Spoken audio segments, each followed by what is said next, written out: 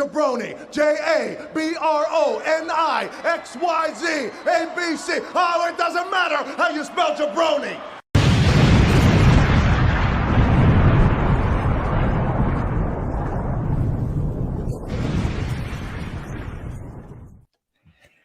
What is going on, everybody? Welcome to the jaBROnis, presented by bodyslam.net. I'm your reigning, defending, undisputed jaBROni world champion. It's right over there. Joined, as always, Mr. Mike Butler. Two things. One, hurtful. Two, I had no idea there was a private chat on here. That's cool. Yeah, sorry about that. I was putting over your intro video in the private chat. Glad to let you guys know what's up. We have to utilize that now. I did not notice that. Yeah, that's how when you have people on and you want to say something to each other without like actually letting people know, you do that. Yeah. See, like we would probably talk shit. We would talk shit on the person that we have on probably in there and realize that they could see it. And then be yeah. It doesn't have the option to send it to just like certain people or not. So yeah, you want to make sure that it's like you're not sending a private chat to four. We only want to go to two people when there's four people in there or something like that, because then everybody will see it. But yeah, I about did that earlier when we were in the last one. I was doing a live draft with Carissa on the True Hill Heat podcast, and we were like, I was about to talk about our draft picks. And I went to the private chat and I was like, typed it all out, and I was like, wait a minute, this is to everybody, and I deleted it because I didn't want the other people to see who we were about to pick in the next round. I was like, shit, I had to go to the text message gimmick instead. But yeah, so it only works for like closed circuit stuff, but you know what I mean. And it's then good to be here with you guys, by the way. Yes, this is Cassidy Haynes. It's been a minute. Owner, CEO, El Jefe, bodyslam.net. We need to get the intro. Yeah, dude, I interrupted you. Do your thing. I'm going to push this show on the Twitter gimmicks too again. That just needed to be said. We have not had you on here in a while. All right. But I think we need to put it out there right away. I don't know if you saw last week's episode at all. Towards the end, was that when Dom was on there? Yes, towards the. I saw that he was on there, and I hear what happened, because he said there was something on there for me, and I don't think I went back and looked yet. I was gonna pull the clip and play like the 3-minute clip, but Mr. Butler, would you like me? All right, fine. All right, so. First of all, shout out to Kayla. She's in here already. Kudos. Secondly, all right, so here's the deal. You kind of, sort of, were our unanimous decision for jaBROni of the week. I heard a little bit. Which part won me that? What was my bad take of the week that won that? Okay, it was great. So right? For me, cool. I'm on a roll.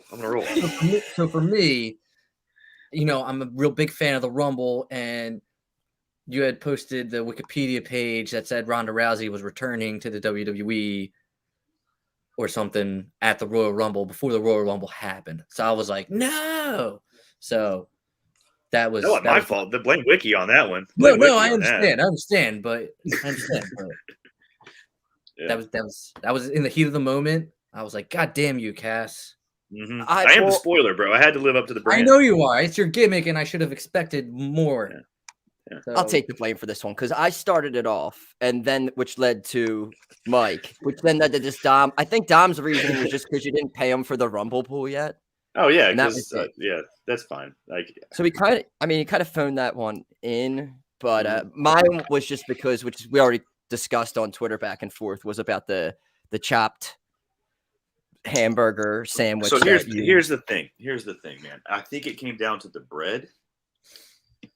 Because like it is important, and like, I mean, no offense, but like the bread, man, like the bread of the sandwiches we had was nothing special. The meat and the cheese, the packaging, it was fantastic, but the bread was like kind of just stale, and you know, it was just like they kind of phoned it home on the bread. But the sandwich I had at 3 a.m. at a fucking Haitian corner store or wherever I was in Harlem, bread was on point, my friend. Like, I won't lie to you, like that shit did not disappoint. I'm just saying next time, but I did say this also this week. Next time you're here, we got to take you to a few. We got to try out like 2 or 3 spots. And also, I did say we had it delivered, so we're not getting the fucking fresh from the fucking kitchen to my mouth also experienced where I probably sat in some dude's fucking car, went to the blunt store because we had like wraps delivered as well. I think on the way there was a lot of fucking moving parts, but I don't know, man. Like I'm a big fan of Philly cheesesteaks. Don't get me wrong. It's my favorite sandwich usually, always. That was the first time I had one of these. I never even heard of a fucking New York chopped cheese. Somebody asked me like, "Do you want to go get a chopped cheese?" I was like, "What the fuck is that?" You know, like what are you talking about? And it was good, man. It was good. It's basically just a cheeseburger done Philly cheesesteak style. You know what I mean? Depending on what you want on your cheeseburger or whatever, but they do it the same thing. Like they just had the meat and they just like chopped up the meat with the cheese and kind of just like made it a fucking mess and just put it in the bread. So it was like you said, it was a fucking messy burger looking disaster, but it was fucking delicious. Yeah, I said regurgitate it like mama bird to baby bird. And you know what? Honestly, the way they kind of just smushed it all together made it taste a little different. It really did. It really tasted different to me than like a normal, because like I've had a cheeseburger. It's the same shit. You know, my cheeseburgers all the fucking time. But the way that it was like, you know, just kind of smashed all together and made into like a chopped mess was just presented differently. And it had a little bit of different fucking taste and kick to it, man. It was good, man. I'm sorry. I hate that I had to fucking do this to you guys. But I will say this too. I tried to imitate one and make one at home. Fucking sucked. So. Well, Mike, you were just showing the Wawa hat. What are your thoughts on they make cheesesteaks? They do make cheesesteaks. And so I feel like it's like a roast beef sandwich with cheese. We don't have Wawa down here, man. Right. I have sheets. We got sheets. I don't hate sheets. I mean, I got to be careful what I say here because, you know, Wawa. You got to sleep in them at nighttime. So, well, this is the Sheets Wawa wrestler debate is a very heated feud rivalry on Twitter. Topic?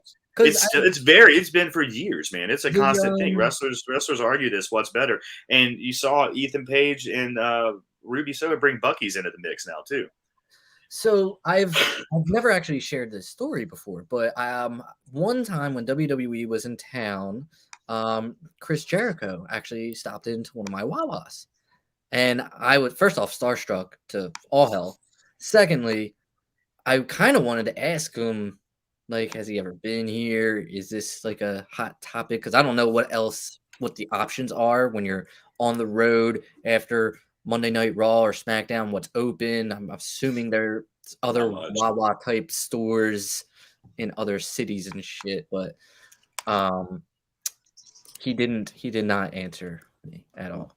I don't know if he necessarily. I was far away, but I saw him. So, but that was interesting. No, I'm very interested in the Wawa debate. Yeah, you can dive into the Twitter on that. Like I see it brought up all the time, and amongst wrestlers when they stop. And I've even seen Sheets and Wawa tweet back and forth with each other about it before too. But I know Gregory Iron, my man Gregory Iron. He's Team Sheets, and I'm on Team Sheets as well, just because I don't have fucking Wawa. So like, no, that's. Well, it's confirmed. When you come to Philly, we're gonna get you an authentic Wawa Philadelphia cheese. I've had one, but I haven't had the cheesesteak. I've had like a breakfast sandwich from the Wawa before when I went up, either up or north. I don't remember which one it was. Either when I went down to Florida or when I went up to you guys, where you guys were. Florida one's different though. That's what I hear at least. I've never been to a Florida one, but apparently, like they got the good shit. It was good. I think it was the Florida one I went to because I want to say it was in. Jacksonville Beach. It was in Jacksonville. I went to the one in Jacksonville, like on the beach, not in the city, but the one on the beach that's like fucking 30 minutes from the city. But it was good. Fucking tits. They are the tits.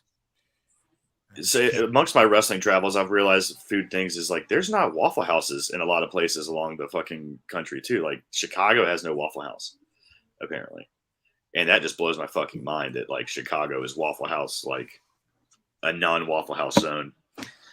I don't think I've ever been to a Waffle House. What? Like ever? Have you, Butler? Oh man, Waffle House is a fucking. It's a. You need to go. You need to go. Yeah, it's a thing, man. If you like greasy choke and puke diner food, absolutely. Waffle House is like, yeah, it's a can't miss for that. Like they got. I guess all the time. My dining car is out here in Philly is like the Waffle House that is all over. I would just use Club DC as. I don't know, man. It's a whole Waffle House is a place, man. It's a thing. It's a home, man. It's a waffle home. Like I've been taken care of by the lady at the Waffle House because I've been so drunk before more times than anywhere else in my life. To where like the lady's been like, you need, honey, here's some extra food. You just need to sober up a little bit, and they won't let me leave. They've like, they're great people. Waffle House ladies and waitresses are usually the best. Like Shout out. strong mother figure. I got pistol whipped trying to stop my Waffle House waitress in Jacksonville from being beaten up by a man and a woman. Oh, so you return the favor. They take care Yeah, of you. they take care of me. I'm gonna do this. I'm gonna return it. Yeah, Xenia was with me during that one. That was after Nyla Rose's birthday party we went to. That was a wild fucking night. But yeah, Waffle House is a must do for everybody. I think. You're like a vigilante at like Waffle Houses. It happens, man. Things happen at Waffle Houses at 3, 4 in the morning. It's an experience. You usually come out of Waffle House with a good story. There's always some crazy shit that happens late night at a Waffle House. Usually, like there's always a good tale to tell when you leave a fucking late night Waffle House adventure. Let's pop. Kayla, what's up? BJ, Hey! what's up? There he is. You got him on there. All right. I just wanted to update that. We can get into. Kayla was that new subscriber I was showing you earlier. I was like, hey, we just got a new subscriber. I think it's still on my phone. Actually, a fellow Wawa person that I work with. Hey, I've been last 2 weeks. I've been bringing Wawa people in. So chill with the sheets talk. That's what's up. That's what's up. No, man. I mean, it's a north-south rivalry. It's like the Civil War all over again. Throwback. No, it's cool. I've gone out of my way to travel to a Sheets just to experience it, and there's good, as with everything, good and the bad. Yeah.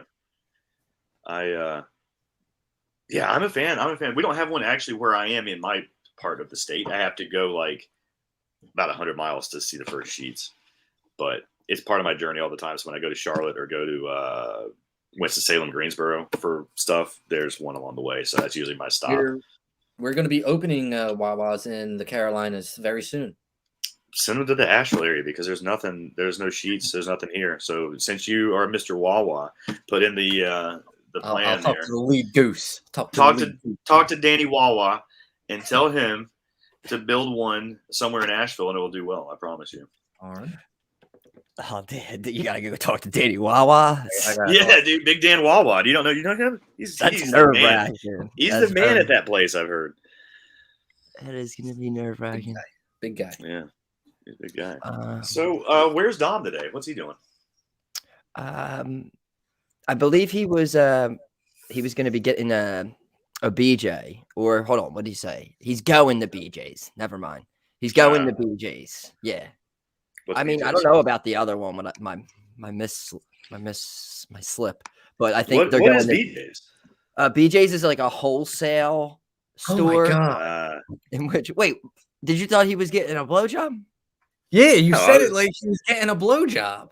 Oh, he did that on purpose. That was the joke. Come on. That was the joke? Oh, man. He softballed that one up for you. And then he delivered with the actual. Come on, man. I was like, man, he's really open about this. That's so crazy. All right. The comedy stylings of Topher McCann. Where are you at, man? I know. I should know better. Dude, you're a regular on this show, and you're like confused by things. And it's just shocking to me. I just started Euphoria, and there's a lot of blowjobs on that show, I think. Oh, man, my friends watch that show, and I like to call it teenage kids doing sex and having drugs. Yeah, it's basically that. So, like, I'm thinking, like, everything's out in the open, so I'm thinking, yeah, maybe Dom is getting a BJ. I don't know. I like it. So, yeah, he, I believe, I mean, I don't know what he's getting at BJ's. I mean, I'm only assuming, like wholesale items. Yeah, like definitely they're definitely buying in bulk. Like, so is that like a Costco? Is that what they're like a Sam's Club? So kind of gimmick? Members only. They give you members only coats. The whole happening. You got to flash vaccine cards and membership cards and a whole bunch of cards to get in there. It's high security. It's no nonsense. Upper tier. You got to be somebody. Yeah. You can't just be some fool off the street. There's Sam's also. Sam's. We have those Sam's Club. We have those down here. You guys got Walmart. Nope. It's like Walmart's version. It's not like Wawa or Sheets, BJ's or Sam's. Well, because Walmart owns Sam's, so Sam's Club is like Walmart's like wholesale thing. So like we have that. That's the only one we have. And apparently a little bit further towards the coast, we have some Costco's, but like nothing within 3 hours of Asheville. I don't think there's a Costco. Like Winston-Salem's like the closest one. But, We're man. very close to doing something that I was watching this morning. I was watching something where they were talking about like parts of Los Angeles and getting lost in Los Angeles and what part, like, oh, that's part of West. And they were talking about just like the counties and stuff in California. And I was like, wow, I can't believe it. They filled up like 5 minutes of dialogue talking about like getting lost in, and I felt like almost we were going to be doing that with BJ, Sam's, and Costco, but I'm Sheets and Wawa. I'm tagging Sheets and Wawa in our plug I'm doing for this right now. I need to talk about one thing real quick. I need to gloat a little bit. Is it time for that? Just real quick. Okay. 168 days strong as jaBROni world champion. After I don't know, just calling the future, no big deal. We made our predictions saying that Hot Bobby would become the new champion and Hot Brock would come out and win the Rumble. I don't know. It looked like Mike, you're very upset there. It looked like I was ready to concede. Dude, you were lost. You were lost. I was ready to concede. I thought this was definitely it. I thought, nope, it's over. There's no way. I need these two things to happen. You're going now I'm heated because I was looking for the witching hour thing that I've been posting on Twitter, but now I'm just going through my fucking tweets and seeing exactly everything I've posted during the show. How is the ref just going to run by as if he doesn't know Roman just got fucking involved? That was the big thing for me. That cost me a goddamn championship. How are you going to run by Roman and Paul Heyman like shenanigans didn't just fucking encounter? It's horseshit. He didn't see it. It's a long way from Gorilla and the curtain, brother. He's got earpieces. Someone can be like, "Yo, bro, don't." Hearing it and seeing it are two different things, man. Okay, where are you in reference? Have you not watched? Have you never seen this move? Tag was made. You hear it. You don't see it. You can hear shit all the time and it not be true. So come on, man. You can't give me that, bro. Garbage. That was the closest I've ever come. Like as soon as Roman and Seth ended, I was like, I'm gonna fucking win. I'm gonna fucking win. I don't know what happened. I hate it for you. It's kind of like last year when I was like, oh sweet, I drafted fucking Edge with the 2 pick and the 2 pick in the pool. That's fucking dope because that was the night before. And then what do they do? That's just fuck you. Switch it up the next night. So that was also fantastic because I'll add on to my beautiful night of just buying one block for $50, and they picked numbers for a while in front of me, and then all of a sudden he was like, "You want to pick this for someone, or do you want it for you?" And I was like, "I'll pick for me." And I just put my hand in, moved around a little bit, and pulled out 28. And Ronda Rousey came out at 28 and won the Women's Rumble. And won me like $450. That was dope. Also, Dom and I decided, let's just split that last pick. Right. So he and I decided to split it. And he's like, see if you can find anybody. If not, and nobody wanted in. And then like I think you'd already decided that you'd already started the fucking shit. And my buddy's like, hey, is it pool still open? And I was like, there's one pick. Let me see if it's still there. And Dom was like, well, you can decide. Do you want to give it to him or we're gonna split it? And I was like, fuck it. We'll just give it to him. It'll be more fun that way. And that's the fucking pick that won. That was mine and Dom's pick to split. So we should have had 2 years in a row. Technically, I kind of got fucked. So I should have won that one this year, but my niceness gave it to fucking my buddy that runs Catalyst Wrestling. Helps run that. But whatever, man. He's a good guy. He had a hard month. His cat had some surgeries. He needed it. Poor kitty cat. So whatever. Fucking guy. Fuck you, Toph, overall is what I'm basically. That's basically what we're getting at. That's what I'm getting at. The point of everything. You don't even show off the title anymore. I feel like you've had it too long and you forget that you have it. It's right here. It's right here. It's right here, right next to me. 168 days strong. We're going to Saudi Arabia with it. Let's go, boys. Let's go. All right. That's good. What? I'm gonna win it. I'm gonna win it. Going to Saudi 6-way elimination chamber. What? I'm going to win it at Saudi Arabia, or is the next AEW pay-per-view before Mania? I'm gonna win it before Mania. There's AEW pay-per-view. The next one's the 6th, March 6th. I'm gonna win it before. I'm gonna win it before Mania. I'm going into Mania as champion. Wow, Guaranteed. Stupendous 2-night event. You're gonna go in as champion. Stupendous 2-night event. Yes, I'm going to the stupid tendous night event. Yes. Are you guys gonna be in Dallas? No. My only vacation, but instant return would be New Orleans. Anytime they announce New Orleans, I'll instantly book it and book everything immediately because I had so much fun. Maybe it was because it was the first time I traveled to a Mania, but I'm kind of waiting for them to roll back around Jersey, maybe. Or ultimately, I'd really like one in Philadelphia. We have 2 great stadiums that can just hold that shit, But the one in MetLife was not fun going to. I know, but WrestleMania is number 1 on my bucket list. And no, I get that. Yeah, in Philly. I've been wanting it to be in Philly forever. The fact that there's only been 1 Mania in Philly is just a travesty, and it was the Mania that it was. Yeah, it was the one in Atlanta. There's been 1 in Atlanta. There's only been 1 in Atlanta. That's a. But it was the best one. It was. I didn't mind 27 at all. Me either. I was there. We had fucking Miz and Cena in the fucking main event, brother. What are you talking about? I didn't mean all day. That gets a lot. 27 gets a lot of shit though. That was a fucking good one. I don't care what people. Well, the Snooki match was a bad one. And I will say this: I was sitting second row from the fucking top of the Georgia Dome. Literally, there was 1 row of chairs behind me, other than the fucking back of the goddamn stadium. And during that Snooki match, it was so fucking quiet in the entire dome that I could hear them talking in the ring from the top of the stadium. I could hear them talking to each other. Yeah, I could hear people having conversations on the floor. I was like, fuck. And then there was 3 matches after that. I was like, you want to talk about killing some fucking crowd and momentum? Yeah, it was really bad. I could hear the referee talking to I was like, damn, that's fucking terrible. And then I think that's the one where Maria Menounos looked like she shit herself, and she said it was makeup, but it looked like she shit herself. So. I do remember that. Yeah, white pants. It's it was makeup. Wanted somebody to put their face in your asshole, or what happened there? I don't know. It was definitely shit. It looked like shit. It was 100% shit. Yeah, it's 100% shit. I'm going with shit. I don't care. The E co-host or whatever is not going to be yeah, I definitely shit my pants in front of national audience. But that's a rite of passage if you're a wrestler. She earned her stripes. Yeah, absolutely. I like that's how you get your wings. That's how you get your pilot wings or whatever. She's a future Hall of Famer on the celebrity wing for sure. If not already, I can't remember. They just offer that to people. Yeah, they need to. Yeah, what else you got to do? There's an array of topics we could go down. Cass, I'm gonna leave it open to you. What do you want to talk about? A lot of things going on. Let's. I want to hear what you guys think about this Shane McMahon week he had.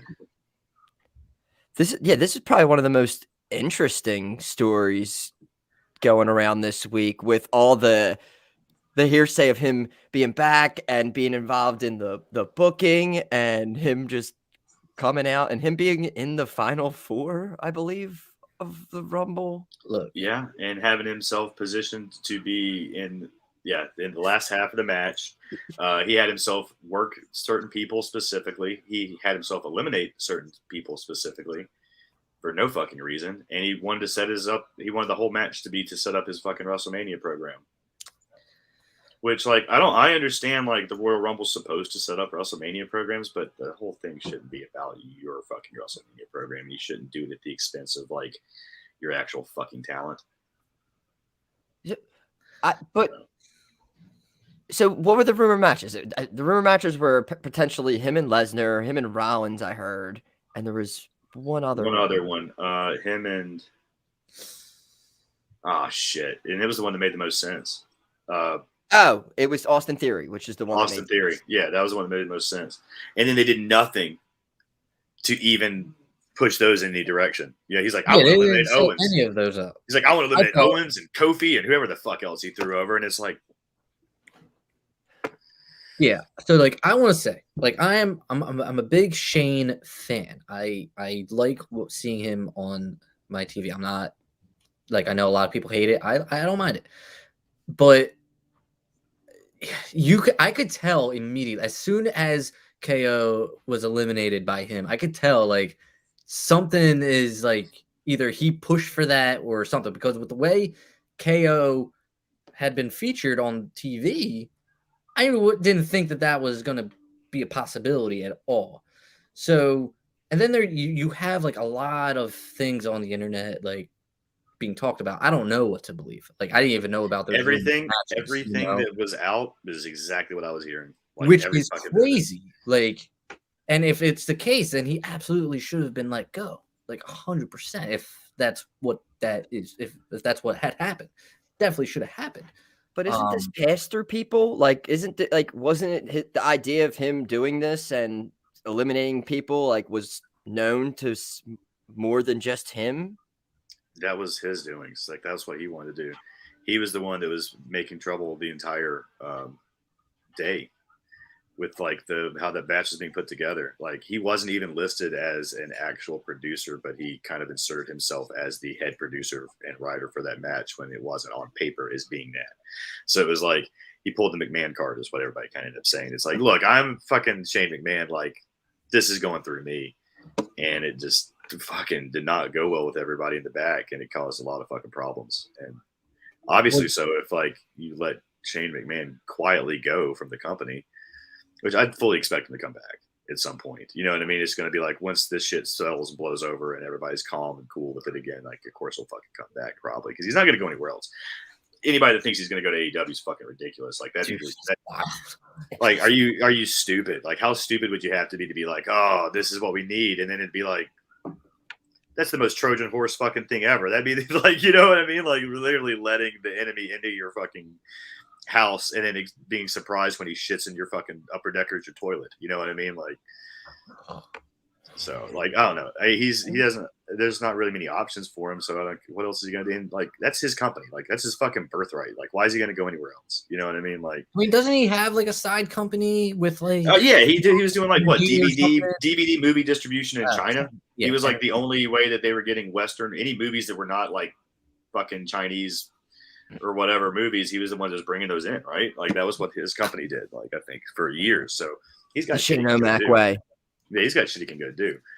But yeah, it's pretty wild how this whole thing kind of unfolded and came in because like, I mean, he could have been. I mean, he easily could have been a spot in the match and had a small role, and it would have been just as big of a fucking pop and like as big of an effect needed without him having to be made himself to be such a huge star and part of it. You know what I mean? Like, you want to set up your WrestleMania match? Cool. You can do that in a fucking small spot and you don't have to fucking make yourself look good over 5 other people that have nothing to do with what the fuck your match is going to be at WrestleMania.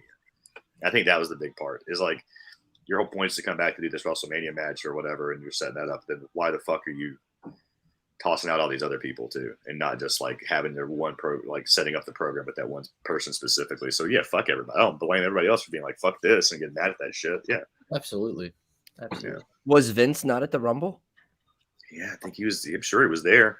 Sure, everything runs through him. Yeah, that's why it doesn't add up to me. It doesn't make sense that like this all. Obviously he didn't like it either. Obviously, Vince didn't like how this was going, and it was probably a huge ordeal backstage too. You know what I mean? Because it's like they can't probably have that. What's the public display of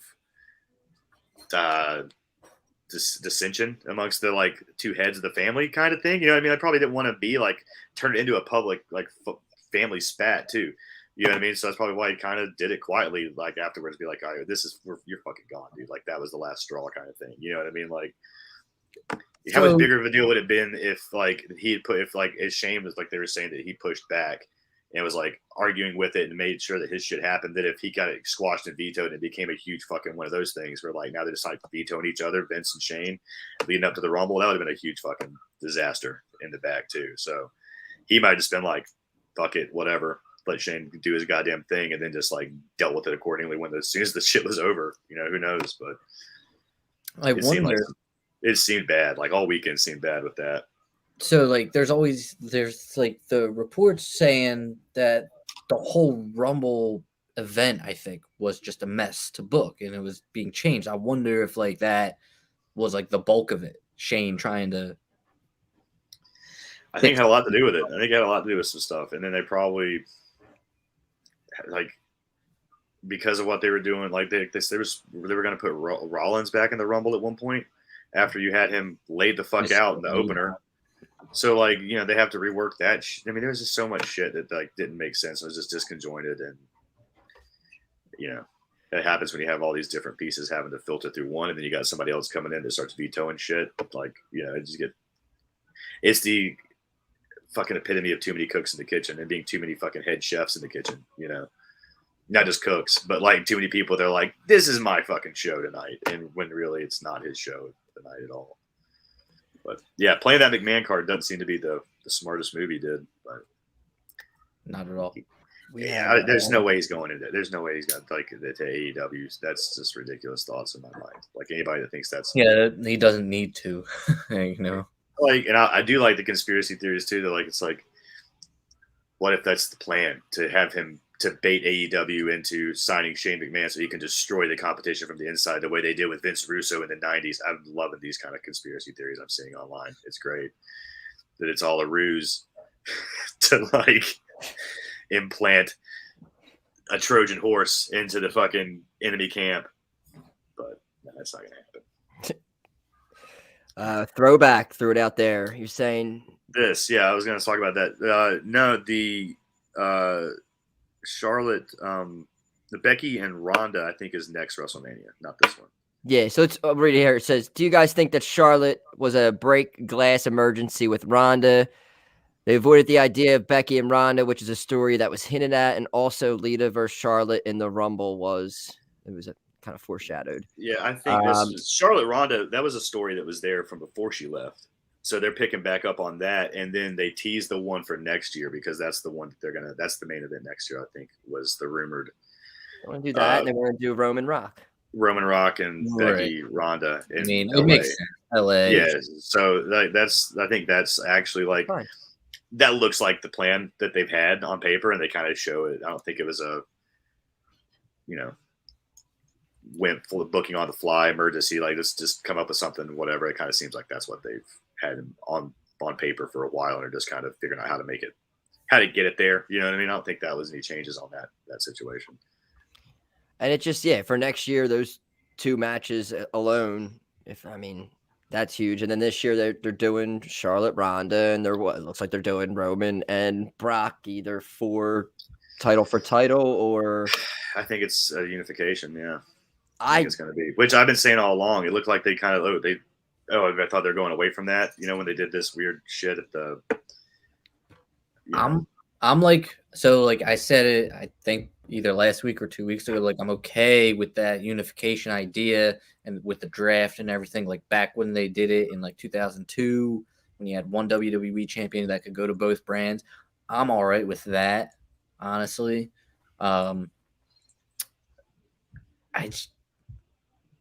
I don't know how much, like, obviously, like, I'm interested in Reigns and Lesnar again. There's a new dynamic, but a lot of people may not be, and I'm afraid that maybe that gets shit on a little bit.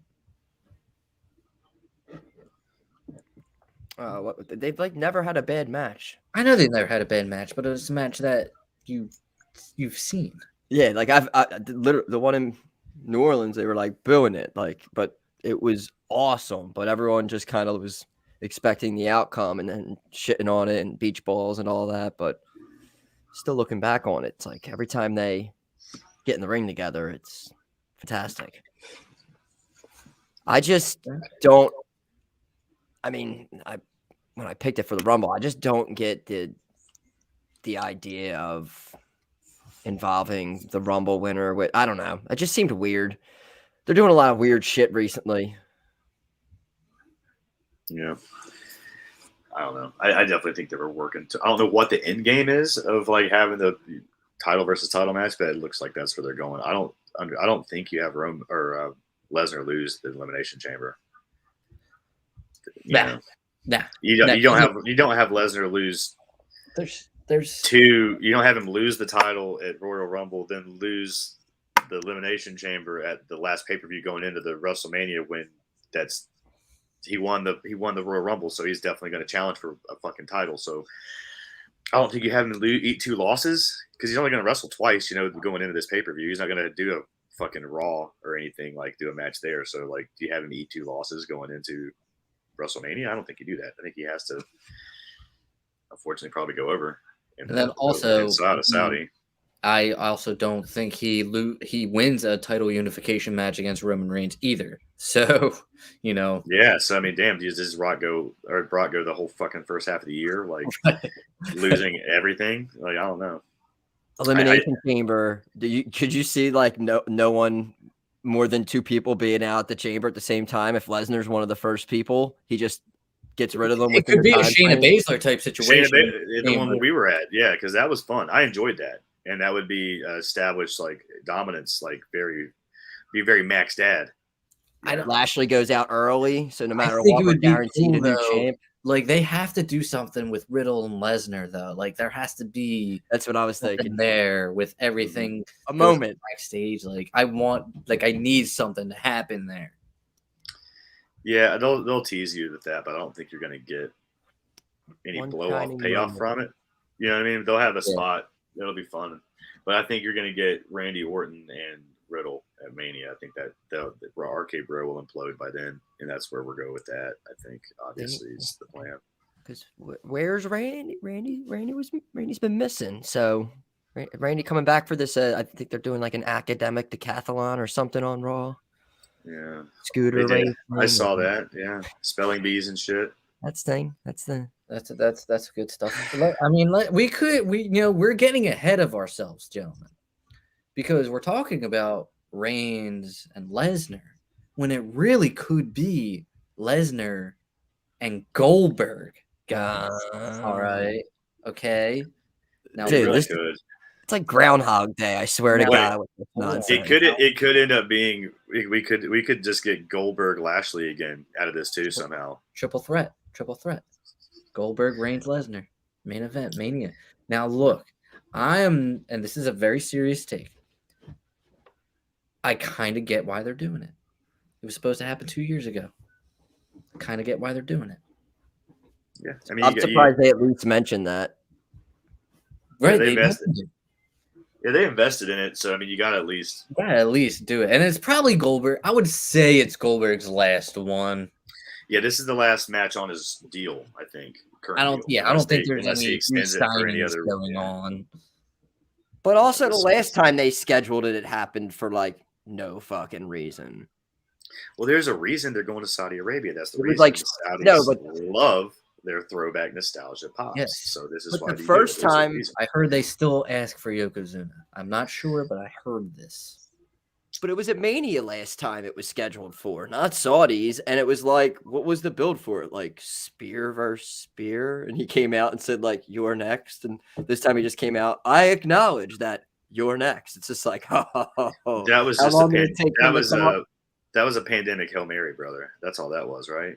I love pandemic Hail Marys. They're my favorite types of Hail Marys. That was all that was, is because they're like, well, fucking fans, we might not be able to get fans in the arena, but we can maybe get them on TV if we do something. So Goldberg.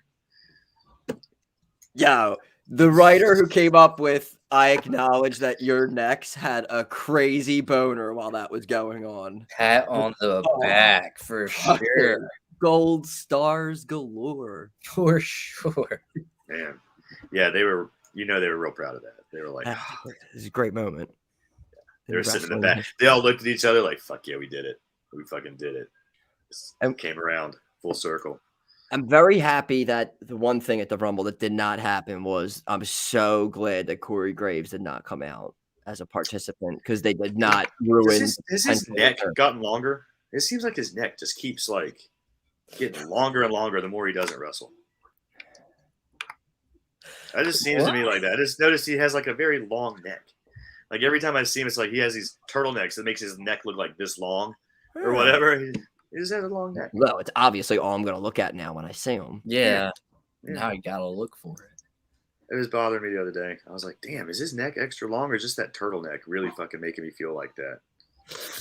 But I'm happy they did not debut him, and it didn't need to be done. A great story with what has happened with him, and hopefully they do not ruin it as they didn't in the Rumble. So I would have liked it if he was in the Rumble and he did the fucking JBL spot where his music hits. And everybody's like, "Whose fucking music is this?" And he goes, he just takes his fucking jacket off and it's like, "It's mine, bitches," and jumps in. So that would have been cool.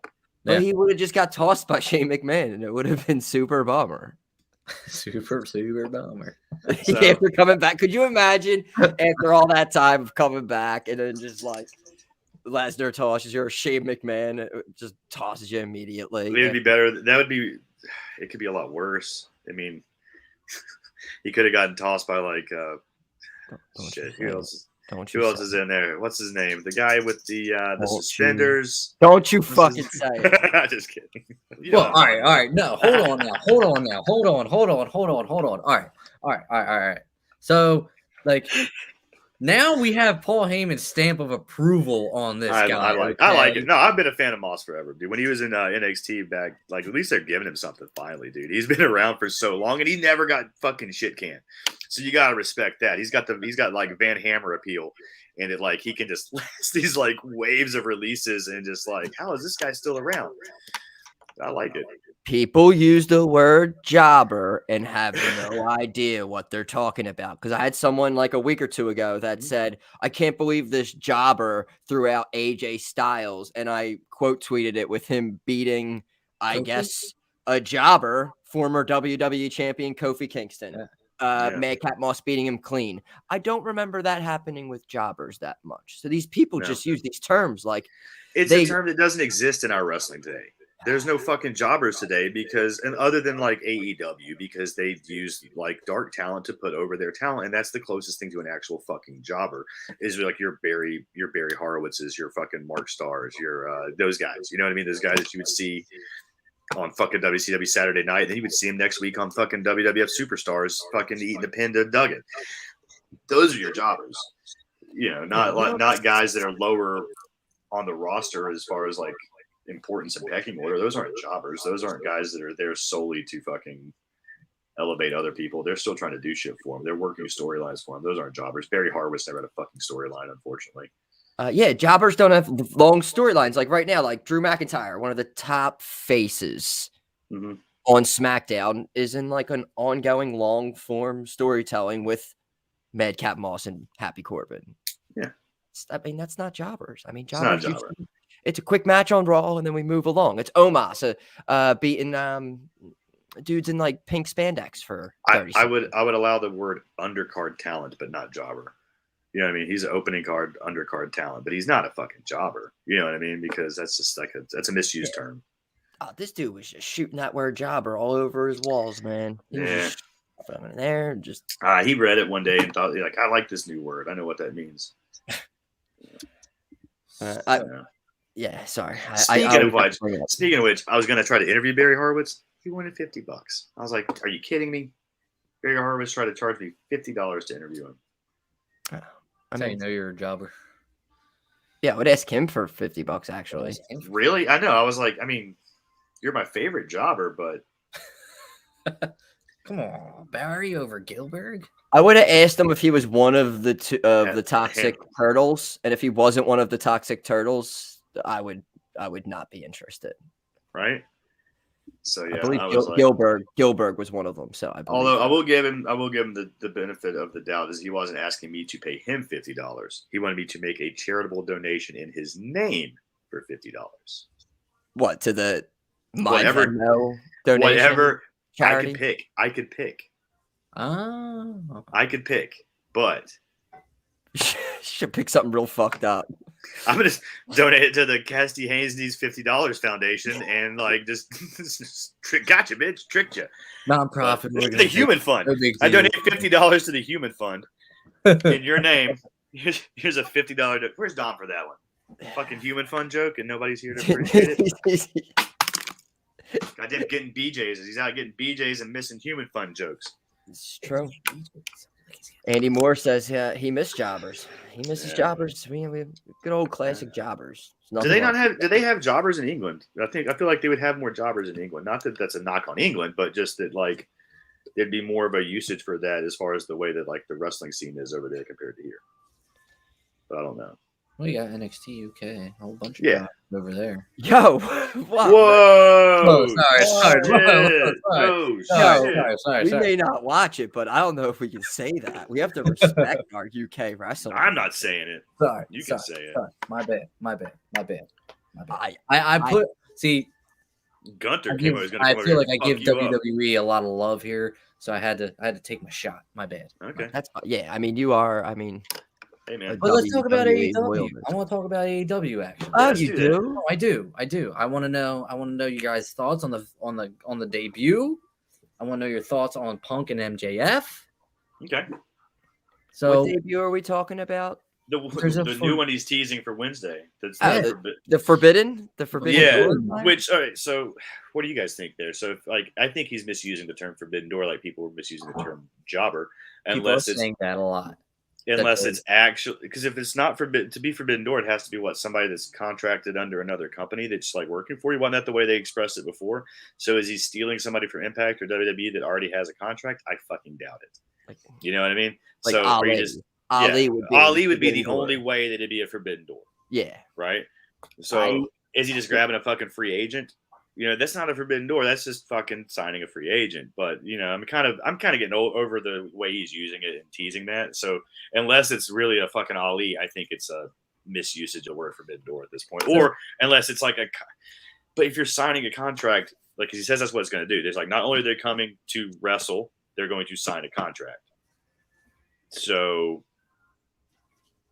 it can't be like a star really in another company, like I said, because that's like contract tampering, and you can't like break one contract to sign a new contract, really, can you, like that?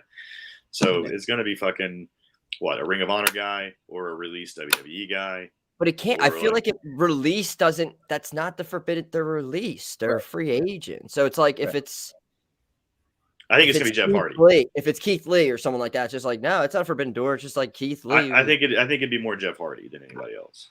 Jeff Hardy seems like the most, but again, but look at the match too. The match too. If you look at the match, it's Isaiah Cassidy, Matt Hardy's fucking team, a protege or whatever, right? And this match is for a shot at the ladder match at Revolution to get the face of the Revolution ladder match spot. So it would make more sense for that to be a Jeff Hardy placement than fucking Keith Lee. You gonna put Keith Lee in a goddamn ladder match? Yeah, no. Like, I mean, to showcase what Keith Lee does. I mean, that'd be cool and all because like that's not what you'd expect. But like, is that really how you do it?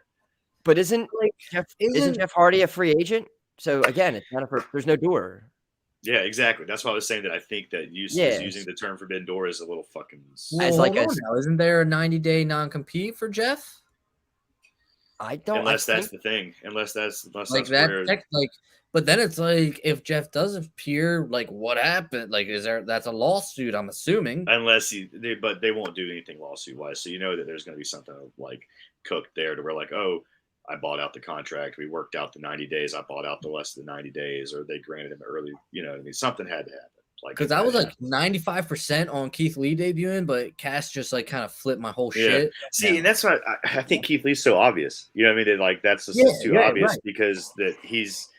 I think it's like, oh, everybody's thinking it's going to be Keith Lee, and then it's going to be a bait and switch with somebody else, which is fine. But I think for now it's not. There's been so much recently. I just feel like he would get kind of lost in the mix right now, currently. Yeah, could be Cody Rhodes. Without a contract. That was funny too, which I really thought that would be a good one. Is Cody come out and just re-sign his fucking deal, or what if it's like Stardust? Like, how funny would that book be if he comes out as Stardust to re-sign a deal? It's not even Cody, but it's fucking Stardust. If they somehow got the rights to Stardust because it somehow forgot to lap. Yeah, they forgot to. That would be fantastic. That would be good. It would. Yeah. It would just be fun. Like that would be a quick. Let's see if I can do a quick Google search on the copyrights and see if that's still under copyright. Because that would getting the copyright of something that expired from another company. And using it, that I feel like that could be interesting. And that was like the last version of Cody that WWE fans saw. Yeah, when he was hissing at people and shit. Are we saying that Stardust is showing up on Dynamite? I really hope it is. Oh, Toph, I wanted to get. I don't know if we've talked, but I want to get your thoughts on like Danhausen actually being like a featured person now on AEW because I know you're all about your Danhausen. I don't. And what do you think about him putting him in fucking best friends right away too? I don't think he is. I think he's just because he's like friends with Orange Cassidy. Well, I mean, he came out with him last week to the music. I guess for now, I guess since they debuted him, but I feel like it won't stick, I guess. And Yeah. they'll kind of maybe, I don't know. That's what like I'm excited about. Again, he's still recovering from his knee. So I feel like it's now just to have him on TV for a little bit and get the audience familiar with him. And then he's someone I could see them doing like some kind of like I said this before, like a Miz TV kind of show or whatever while he's still and get more of his character out there. I don't know. I'm just very excited about it. And then all this Forbidden Door nonsense. I'm like, guys, Danhausen just debuted. What else do you guys want? Get the hell out of here. I want Danhausen and Abaddon to be the fucking pairing. To where like, because Abaddon doesn't speak, she just makes screeching noises and just creepy sounds all the time. And I want that to be like Danhausen, the only one that understands it. And like, he's the translator. Like he, in his Danhausen way, like just listens to nonsense from Abaddon and then just like translates it for you with like in his comedic fucking way. But I really want to see that kind of stuff.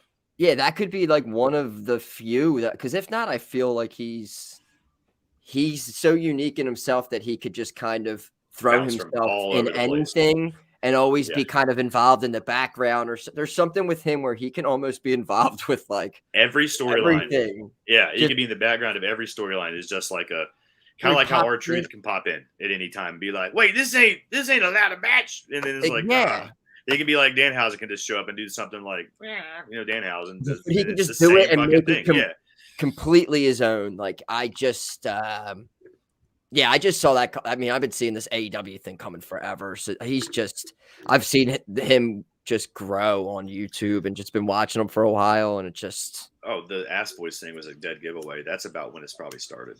Yeah. That's probably when he signed. I want to say that he probably signed with AEW around the time that the Ass Boys thing going back and forth on Twitter with the Colton Gunn and the Gun Club started. I'd say that's about the time that they were like hit a deal. Because they played it up so well back and forth with each other to where they even trademarked that shit now that it's like, we were being worked for months with that like feud online when it was really just they were already fucking under contract together and just setting up good stuff for like the company run together when they gets on TV finally. Yes, I think like all of my favorites have been. I mean, I see the only one left now is Rotunda. I mean, he's the only one left now where if he shows up somewhere, I'll be like, I thought Dirty Dango was your guy. Oh no, but he's already he's been wrestling. He's been like kind of on the indies. I've been seeing stuff. So if he's around in Philly, I will go see him. But I mean, he's something again. I don't see it happening right now with like AEW or anything. No. So I'm okay with that. Would you settle for Breeze? Oh yeah, they're not really. He's not real. No. It has to be Johnny. It always has to be Johnny Curtis. Gotcha. Yeah, he's a man's man. He's one of the manliest men in the world. So he builds houses. Fair point. Do you guys build houses? Me neither. I could probably. All right. Well, yeah, we could all try, but he knows how to already. Yeah. I guess we could all build houses if we did the research, but he can do it now, like with his bare hands, and like he just. We would not make it in Pioneer days, guys. We would fucking die. I would not. I am as handy as a hand, I guess. Yeah. No, that doesn't make sense because that makes the opposite sense of what you wanted it to be. Hands are handy. I'm about as handy as a guy with no hands. There you go. You're as handy as a foot. There you go. There you go. I would show up in the time we're in. Thank you. Like, do you guys have cigarettes? I'd be like, yeah, and I'd be like, all right, we'll be good. We're good. Let's do caveman shit. I want to say that I think we could build a house because like some of the stupidest and most criminalistic, horrible people I've ever met are fucking I work construction, brother. And all they do is eat pills all day and go to jail at night. And if they can build a fucking house, I think we could do it. I could do those things. Yeah, we have solid brains. I think we could make it happen. It might not be fast. I have confidence in us. But the only big surprise I want to hear about is Bray Wyatt, Fiend, whatever you want to call him. That's my boy. And ruined his that's gotta character happen. 18,000 That's gotta times. happen somewhere, right? I feel like And- it's kind of down the road. And he's the only other person, honestly, I want to see with AEW. I know there's so much going on, but he's the only other person. We got Danhausen there. He's the only other one. And I love that. It just sucks. I know the whole Bray Wyatt character I loved. The Fiend character I loved. I just don't know if he can do I'm still never going to get over They dropped the cult how leader. you ruined that. I've talked about it on here countless times. I don't understand how you ruined something that was so fucking fantastic, with down to the lantern with his fucking head. Like, Yeah. Guys, we need to get Finn over there. When's the last time you seen Finn on you're TV? not allowed to leave and go there, man. They're holding He back. was speaking of somebody wanting in the Rumble, he should have been in the Rumble. He should have been in a Rumble. He was in Ireland. He was on Yeah. I vacation. don't care. It's the What the fuck? Rumble. Is he gonna come back and instead of going on vacation with his family and his I get beautiful eliminated by wife? Shane, no, but I mean, still. So you already knew I was gonna say. That's the Yeah. thing. It's just like, fuck it. I'm He gonna. needs to know that I'm out here. I'm out Oh, here. he watching appreciates him, it. waiting for him. Mhm. He signed the contract though. Yeah, he knew what he Finn's was doing. Finn's That's comfortable with. true. He knows what he was doing. KO knows what he's doing. Sammy knows what he's doing. They're all comfortable with what Yeah, they're. I mean, it's a- Ali is not, but all those other people like re-sign and they're okay with what is. They're comfortable with just being a part of the wheel and getting that fucking corporate money, man. It's about security. Like they're good with they have a family and taking care of their family. And Ali, I guess, I don't know. I'm sure he has a family too. but Ali maybe- has morals. Yeah, he's not taking the dollar. I guess people are promised things maybe sometimes. Like I could still see like KO getting like the US title at some like they're promised some like mid-card title where they can just go do something instead of just kind of I don't know. And then it's good. I mean I'm sure it's good enough for people when their family's happy and they're comfortable where they're living at. So it's like I can't knock people for They this. offer pretty good money when they try to re-sign you too. You know what I mean? Like they do throw out decent raises, for you. But I'm sure his deal is probably like, they're like, oh, it's $1 million, upwards of a couple million. It's not like he's making a couple million a year. It was probably like 5 years, 3 million or something like that. You know what I mean? So it's like he's making less than $1 million a year. They couldn't probably. afford to lose Kevin Owens at all. No. And again, like AEW is that they're like it's congested. There's a lot of people there that you like that you want to see champion, which I guess is cool, but it's just like everyone has to wait their turn, and it's just like, and I guess that makes it interesting even more, where it's like you want MJF going after And it, is Punk that's going it. after it, is Adam Cole going after it. You just go through all these people who are like Wardlow, and that's cool at the same time. But I just feel like you keep adding people to the mix, and it's just like.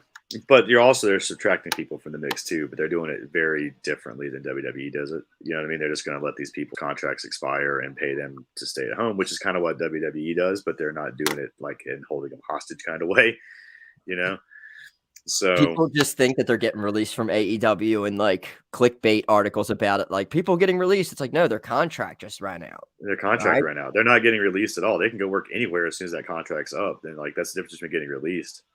You know what I mean? Like, and then because you could be an asshole and your contract could be up on fucking Sunday and they could release you on Saturday and now you got 90 days. Like that kind of shit. Yeah, because they released you before your contract was up. So now you can't like, even though it was like, they did that with like FTR. They were going to do that with FTR. That's what they did there too, is they didn't release them when they wanted to, because if they did, they would have showed up somewhere on the pay-per-view. So they released them. They waited to a certain point to release them so that way when the 90 days cleared, it was after being able to show up on at the pay-per-view. That's why, like, I wonder why, like, they didn't do that with like Cole and shit. Like, why not? Like, they're dicks, obviously. So why not just release them and make them wait the 90 days? That's fucking well. And like, why would you release certain people and then hold Ali hostage? Right. Like, it doesn't make sense. It's weird, and be like, what? And they like, what was the word that was said this week? Was they see there's a value. There's a value in Ali. And yeah. now I disagree with them saying that, because if they saw value in Ali, they would be using him. What they see value in is they see value in him elsewhere. They see that other companies see value in him. So it's more valuable for them to pay him to not be on their TV than it is for them to release him and have you go be a part of the competition. Does that make sense? That's the value I think they see. And that's a really shitty way to handle it. But I mean, they did that with Pac. I want to know, Cass, your thoughts on this, because I brought this idea up last week on the show, and they looked at Dom and Toph looked at me like I had 3 heads and everything. Picture the Rumble. He was asked to do the Rumble. Do you think it would be career suicide if he entered the Rumble and then kind of just did his own little protest, maybe like eliminated himself, or maybe got on the mic and said some shit? Like, do you think that would have stopped AEW from being like? I mean, maybe. You know what I mean? Because that's not a bad. That gives you that look of being extremely difficult to work with if something doesn't go your way, because then you're hijacking and taking. Even though like they're kind of holding him hostage, hijacking his career. But then to do that, that shows that you can't. Can we really trust you on our TV if we have a disagreement? You know what I mean? Like, what's to say that like me and you have a disagreement over like what's going to happen if the outcome of the match? How can I trust you to go out there and do the finish if you went ahead and did that on like one of their biggest pay-per-views of the year just to try to get yourself out of a deal early? It just felt like it was a different circumstance, since everybody and their mother knows that he's basically being held hostage. Yeah. If he wasn't asking for his release and shit and he did that, then like it'd be a different story. But the fact that he just wants out and they're not letting him out, I feel like it would have been a different story. But like, hey, you can trust me. I was in a bad place at the time. Didn't want to be there, and they wouldn't let me go. I don't know. I think that whatever that argument that happened with him and Vince was very bad. Fly on the wall. I want to be a fly on the wall. I really do too, because I want to know what the fuck was pitched to him that was so bad that they said that he would never have fucking done it, that caused this type of fucking stalemate and just really just bad situation between the two. Like what happened? Like what the fuck was pitched? Because like WWE's pitched some ridiculous shit, right? And like some very like stereotypically racist and just all the stuff that we've seen them do over the past. So like what the fuck could they have pitched to him that was like so bad that like caused this type of fucking like argument, God, I want to know. I think it's funny that the biggest thing about Ali when I really sit here and think about it was, I mean, him honestly looking like a jabroni when he was in the Money in the Bank and he had his hands on it, and then Lesnar music hit, and then the whole time like he could have grabbed it still, and it's just like once that moment happened, it was just like nope, like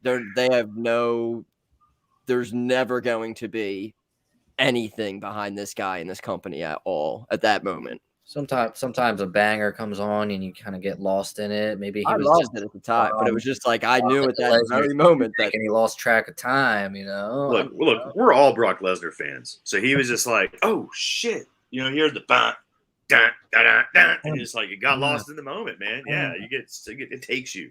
Oh shit! I'm falling off a ladder.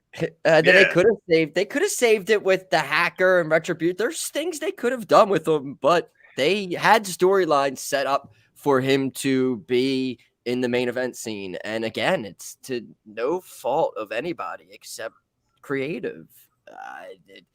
They had things there that I don't even know if I blame creative more than I blame the channel that creative has to run everything through. You know what I mean? Because I mean, how many times that Retribution storyline, like how many times do we hear when that was going on that the script was ripped up 5 times the day of Raw? You know what I mean? People are in the group, man. Out of the group, quitting the group, not wanting to be part of the group, thrown in the group because somebody else didn't want to be part of the group. So like, yeah, man, there's it's the same thing they were doing with like they were doing it on NXT with what's the Bivens Diamond Mine, and then that completely got shifted around when they released everybody but one of them. Yeah, they did. It debuted in like I think a day or two later there was releases, and then all of a sudden things just got completely changed again. I was just like, what is? Yeah. I still don't think I have not watched an episode of like NXT 2.0 like all the way through it all. I haven't either. I've watched about 30 minutes, I think. I've peeked in. I remember I peeked in on an episode with like Chucky for their Halloween one or something when Chucky was doing a lot of stuff like the video packages for the matches. And they didn't even do that as well as the Rick Steiner Chucky feud from WCW, and that says a lot. Yeah, I really never, every Tuesday, I'm like, nothing's on. I always see stuff on Twitter for like NXT, and I'm like, oh, yeah, that is on. Well, I'm going to invite you now to join us on Thursdays for BattleBots Watch Along Night. I saw that you just to BattleBots. What is that? Is that online? Where is it? Thursdays is it on Discovery Channel. Is it new episodes or just old episodes that are new episodes? Well, they do before 8 o'clock. It's the new season, so like 8 o'clock to 10. And then I think 10 to 11 is like this a secondary new season show. So it's like a 3-hour block, but like there's the new hour, 2 hours of BattleBots every new tournament this year. So that's been our new thing. I've me, Nick Hausman from Wrestling Inc. I've recruited Kate from Fightful over there. Some of the Kylie from she's going to join us next week on the Twitterings, and I'm trying to get us to do a fucking Twitch or something watch along where we actually watch it and like just watch along and talk shit. But we just, maybe for the finals if we can get it, I can get everybody going. But it's gaining some steam, so that's our new Thursday. So I mean, too bad BattleBots hitting on Tuesday because fuck. What do you do? Watch it and stream it like this? I've just been watching it and tweeting about it. You know what I mean? It's like tweeting while we do it. But I've been trying to get like a watch along, kind of like what we do with like pay-per-views and stuff, where we'll like just be in a room like this and we'll be watching it and conversating about it while we watch it, and then people can just watch it with us. It's like we're all watching the same thing together. Yeah. You know? And they can just I hear us actually talk have about that it. whole setup here now, actually, finally. So you can do that now. Here. Yeah. See, I got to do that. That's part of my the process I'm going to be doing this spring. I'm going to fix my little studio gimmick here because it's just my laptop. I'm going to actually get like real shit and make it like a fucking real setup because I got to do this for serious. Do it right. For serious. Got to do it for serious, guys. But so I guess we're all in agreement. Ali's got to be the only one that makes it actually Forbidden Door. Everybody else is a disappointment and just a misuse of the term. Correct? Yeah. That's. I mean, we went around the world to circle back to that same agreement, but I think that's a hell of a job, guys. That's a Forbidden Door. That's the only one, and it would be an insane talking point. That would be huge. I mean, even though that's like Shane showing up on Nitro. It's like. That's like but this is even more because it seems like this is where we need Dom. Like that seems super illegal, and yeah, he would need to hash out the specifics of how the legalities behind that. But yeah, I don't think that. I mean, technically speaking, I don't think it could possibly happen to have anybody that's under contract from another company show up. That's the only way. You're saying it's forbidden? That's why I think he's fucking us. He's fucking you. I think he's tricking you and misusing the term, like that guy was misusing the term jobber to you earlier. I think it's all the same thing. That's fine. Like, but I was also just thinking, like, he's not tricking me. I really don't give a shit. He said he had an announcement on Rampage, which was just that he has an announcement on Dynamite, and it's just like, dude, Danhausen's there. I mean, yeah, we already know the only Forbidden Door is Ali. Everyone else, they kind of have a working relationship with, like New Japan, Ring of Honor, Impact. So what is forbidden then? Yeah. How much are people not going to care when it's Jay White? You know, I also had that thought as well, and it's just like he's already kind of worked with, like, it's not forbidden. Yeah, but yeah, I mean, I think placing Isaiah Cassidy in there was a reason. I honestly, like, that just seems like a weird, like, why put him in that match if it's not something to do Matt Hardy storyline wise? You know what I mean? And the Hardys already have like indie bookings together, so I just see it has to be like Jeff Hardy.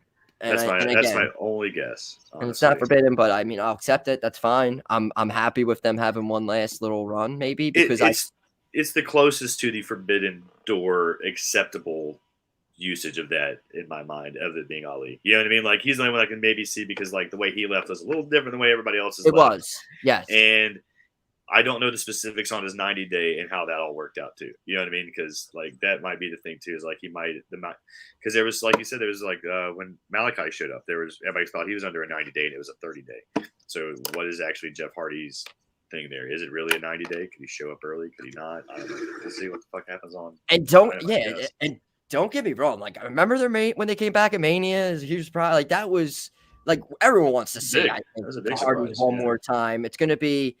I think it's gonna be great, especially because I can't stand Matt Hardy currently and what he's doing. I am not a fan at all of the HFO or whatever the hell now with. It's the AHFO. You got to get it right. Yeah, Andrade's there. I don't know. So Jeff coming back and maybe him getting away from all this, I feel that's me just personally. That's what I would enjoy seeing. But I think if I had to guess where we're going with this storyline is Andrade's eventually taking over the group. You know what I mean? He's going to do it. It's going to be a buyout, and it's going to be you took the family order from me, or whatever, the family office from me. You know what I mean? And then it's just going to be the payoff between Hardy and Andrade for control of the family office. I could take that. That would work perfectly. That's okay where we're with going. that. I think that's where we're going with this. But I love the whole trying to recruit Darby, and then being like, maybe I need to talk to the dad. He's like, I need to talk to his dad. Where's his dad? Where's his dad? Where's this Sting? I need to talk to the dad. I'm like, that's the fucking best. Like, that is great to like not even get his name right, and then to like not be sure if it's his dad or who the fuck Sting is. That's some solid character work right there from Andrade. Like, that's been some of my favorite thing from him since I've seen him on American television. Honestly, it's just that right there. It's just fucking with Sting and asking if maybe he's Darby's dad. It's great. There's a lot of face paint now, though. There's a lot of white and black face paint in AEW currently. We got Danhausen interfering now in the gimmick, not interfering, but infringing. I'm going to say we got Sting, the trendsetter, the original Crow, Darby. Then you got Santana Ortiz showing up dead president style all the time. Thunder Rosa, Statlander, Thunder Rosa as well. She's like, so there's a lot of white, black face paint, skulls and stuff, but. What else really? I felt like this week, like overall, just with all the shows, I felt like except Dynamite, like it wasn't really like nothing really newsworthy. Oh, Dynamite was fucking awesome. But then that 40-minute match between MJF and CM Punk was fucking awesome. That's what I just said. I said with that was it. Raw and SmackDown were extremely like nothing. I felt like nothing, especially after the Rumble. I just thought it was just like, oh, two old timers are coming back. And I was expecting them to, since they didn't have that many like returns, no real debuts at the Rumble, I was expecting them to be some on Monday or last night. You know what I mean? Because they're like, all right, we're gonna go into WrestleMania season now. So where the fuck's Asuka? Where the fuck's, you know what I mean? Like some of these people that you kind of were wondering if they might show up and come back, and then they didn't. Yeah, it was. But Dynamite was. I mean, Dynamite was good. You got Punk losing his first match. He lost twice in that match. And people were. And I like the solid tribute from the tape choke spot was an old. I saw somebody put the highlight up there. Was it a Jimmy Rave spot or something? I can't remember exactly, but that was a throwback to somebody using the tape, choking out somebody, the ref seeing it, restart the match thing. So they've done a lot of like those, like with Punk lately and with MJF. MJF, yeah, is always involved in shenanigans. But doing things like that, I'm saying like rehashing and like paying tribute to really old classic spots. But I like that. I like it. I like with the powerbomb stuff with Punk, where he kept falling down and then did the roll up. That was the finish with Diesel and Bret Hart. And if you see them side by side, people were so mad about that. Yeah, and then you see it next to each other, like, oh, that's cool as fuck. And then those same people that were bitching, and I saw it like talking about how cool that was. I'm like, you fucking people. Like if there was a way for Punk after all of that to lose, like that's the way. Like this whole build up was just the way it needed to go. Punk doesn't need to remain undefeated. His purpose is being he even said he came back to give back, to do stuff that he didn't do before. So why would he fucking not want to put over who obviously is the future of fucking wrestling? That was perfect. Just that had to be the setup. It was just like, all right, MJF's going to be the first one that goes over on you. You're going to have a little run to start off, like the nostalgia and everything. It was just like the perfect way to book his return. And they did that with Hangman. They did that with Hangman too, because Hangman beat Danielson. That was Danielson's first loss. Was to Hangman to establish his title run by beating Bryan Danielson after like nobody had done that yet. And then after that match with Kenny. that he had too. That 60-minute fucking banger, then to have Hangman be able to beat him, so they did the same thing, but it's like they did it two different ways of getting you to that match to have it happen, but they did the same thing. It's the same principle and concept of using this established future Hall of Fame talent to put over our young cornerstones that are going to be the foundation of our hopefully company for the next 10 fucking years or more. You know what I mean? And don't want these guys to leave, you know what I mean? Because these are who you're building it around. But yeah, having MJF beat Punk in Chicago, you can't write. That's the perfect way to write this for everybody involved. You know what I mean? Even for Punk now, because now Punk has something to carry to make this a continued storyline for years and months to come, or whatever, how long you want to drag it out. You know what I mean? But like, he's got that mark on him now to be like, "Oh, you beat me in my fucking hometown." And now MJF is the guy that has these claims. That's what you have him do. Is like, what was his claim? It was like, I beat. How many times did he beat Jericho when he was claiming to do that? The 3 times he got. I've won the Dynamite title or the Dynamite ring 3 times or whatever the fuck he's at. So he's that guy that does these big things that he says he's gonna do, and like beating CM Punk in Chicago is about the biggest thing you can do. So now he's just, it solidified him as being like one of the most important pieces of that AEW puzzle for years to come. So it was very well done. And it was funny with Hangman too, where it's just like Hangman gets the title and instantly everyone wanted him to win the title. And now it's instantly just like, as soon as it happens, it's just like, all right, they're right on to the next. It's like, they need to put the title on MJF. They need to put the title on. It's just like, whoa. Yeah, I don't think you rushed that MJF Hangman one yet. That's your Brett Shawn, I feel like. You know what I mean? Like, you need to keep those guys away from each other until the eventual, like, really big, like, this is the one you've been waiting for fucking 5 years. That kind of thing. Where it's like Lance Archer feud makes sense for now. And then it's just I always just like kind of just looking forward and be like, all right, who are they gonna right after him? What's the next big? Like, they're gonna have to do something big. Like, who could I see with Hangman as a heel? That would be, is it Adam Cole? Yeah, I mean, you can do that, and Adam Cole doesn't need to win that either. That's what I feel like maybe might be next for him. What's that next? Is it all Revolution. Double or Nothing? No, after Double or Nothing would be after Revolution. Is Lance Archer happening at Revolution? Lance Archer is happening this week in at AC in Atlantic City this week. The Texas Death Match is happening in Atlantic City. I was like, that's very close, but I'm not going to see. Dude, it's not. You should. It's in the fucking old. Dude, it's in the old WrestleMania building. Boardwalk. It's at Boardwalk Hall. Yeah, I know. Yeah. It's there. It's there right now. I know, but that's like that's one of those venues that I would want to check out if it was close. I saw Cena and Rusev in a freaking cage match for my son's first wrestling event ever. There, it was. Oh, that's awesome. See, yeah, you've been to that building, but that'd be cool I've been to see. House show that there was not a lot of people at. It was awesome. Yeah. And my son at the time was like 20. It was he was like 2013, 20. He was wearing a CM Punk shirt at the time. WWE CM Punk shirt. So full circle. Yeah, it's all cyclical or whatever we're doing here. But what were we starting on there? Where were we at? I had something to go with that, and I got distracted and forgot where we were. Just kind of. I think we're going on about Dynamite and. But they gave him 40 minutes. Which I thought was fucking cool, man. Like, as when I saw that I was like, oh shit. When I heard the music hit, I was like, or when I heard now it's time for the main event or whatever, when they were Justin Roberts, I was like, fuck, dude, we got 45 minutes for this match. Everyone was going off like, hold up. Yeah, I was like, oh shit, this is gonna be cool.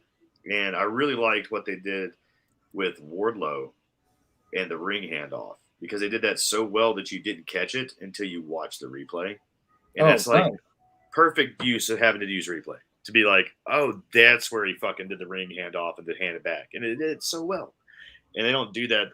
They don't do that often enough with like things like that, to where it's like you didn't even see him hand it to him. It's so obvious, when they're like, "Let me hold this ring like this so that I can, make sure that everybody knows I gave it to you." You know what I mean? This way, it's done so smoothly and just so. That was good. They did every bit of it. It goes from the sneakiness of it to when he's raising his arm and the tape drops out.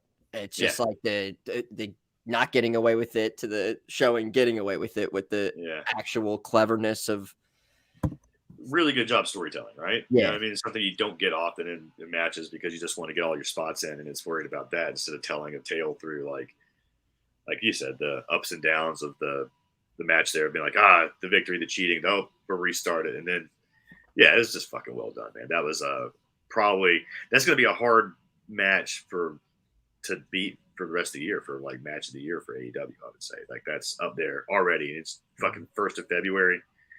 And for the next 10 months, it's going to be in that conversation, I think, for the rest of the year. That, and everyone loved the Hangman, and was it the 60-minute? When was that? That was in Wasn't that after the New Year? The 60-minute? No, that was Bryan Danielson and Hangman. They didn't go. Hangman and Danielson didn't go 60. Hangman and Kenny went 60. Didn't Hangman and Daniel Bryan go like super long to Did they go 60? No, they went to a draw too. That was their first match. Well, was it 60? I thought it was not. It wasn't 60 minutes though, right? They didn't do 2 60-minute time limit draws, did they? No, they did. Oh, fuck, really? I don't remember. Yeah. Shit. Okay.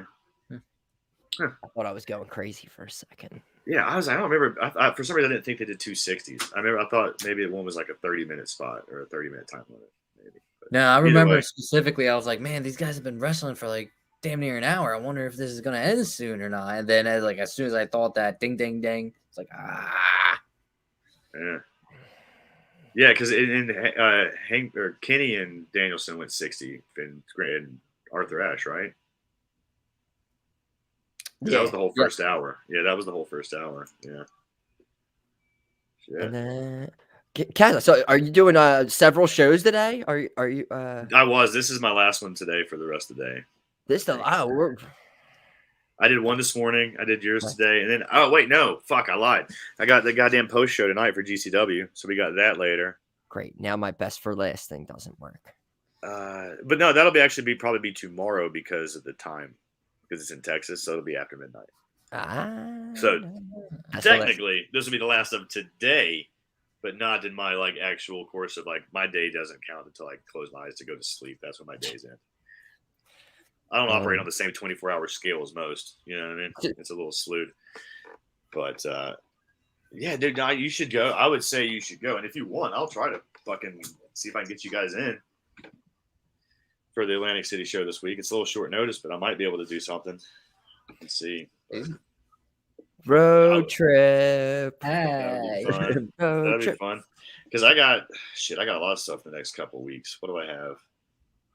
I've got the Nashville one. So not this week.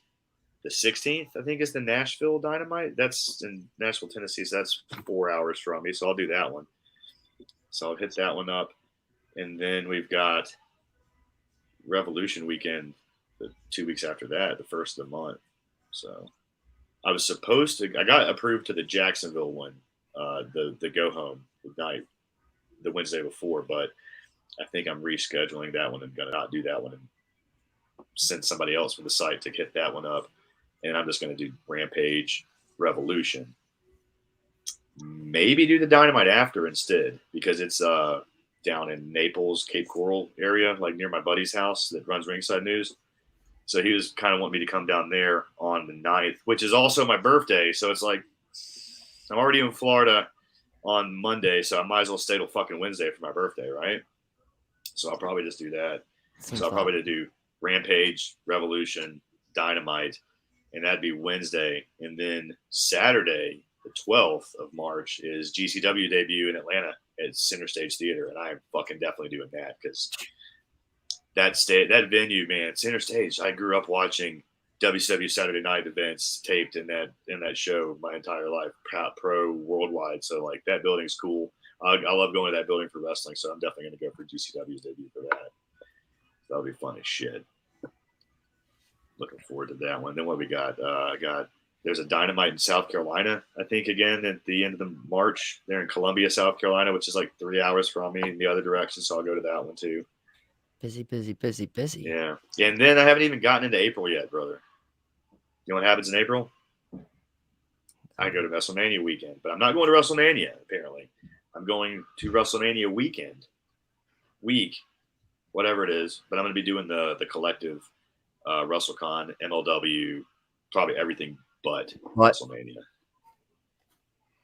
I mean, it's insane how much stuff is going on out there. There's so much Oh, that okay. week. I don't even know how I'm gonna fucking figure out what I'm gonna do that week.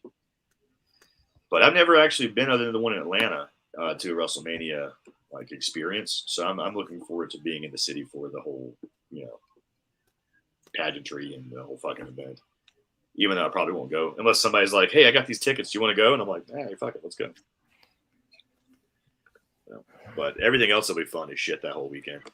I thought about trying to I was gonna maybe grab us a booth for the collective, and set up a booth and do like interviews and just run the table there. But if I'm the only one there, it's gonna be impossible for me to try to run the table and do like 30 wrestling shows or whatever's going on that fucking weekend too. So probably just bounce around all weekend in Dallas instead. 1st of April, and that's like the next 3 months for me. So I'm fucking already stressing out. Already stressing out, man. Dom was trying to get me to come up there one day. I don't remember when it was, but he pitched something. I was like, I think it was I want to say it was the week after fucking WrestleMania or something. There was something he sent me, and he was like, "What about this? I know it's just a couple days after you would probably be doing this." I'm like, "Yeah, we'll see, man." It's a journey. Yeah, but yeah, I mean, my only thing we were trying to work on, which I didn't even mention to Mike yet, was I was thinking about, but it's also just a stationary project. I don't have to travel anywhere. I was thinking about doing like, we know the Monday Night Mannings. Yeah.